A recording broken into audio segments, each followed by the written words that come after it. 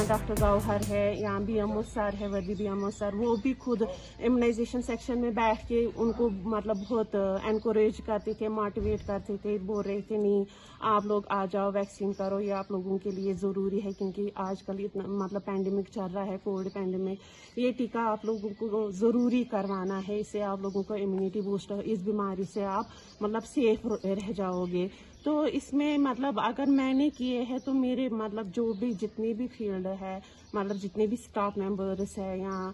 CHO साहिबान है या सर है या डॉक्टर गौहर, ये तो मतलब हर किसी में मतलब इन्वॉल्वमेंट है, चाहे वो सैम्पलिंग हो या मुझे तो हर वक्त ही मतलब अप्रिशिएट करते हैं CHO सर, BMO सर, मतलब हमेशा हमारा यही मोटिव रहा।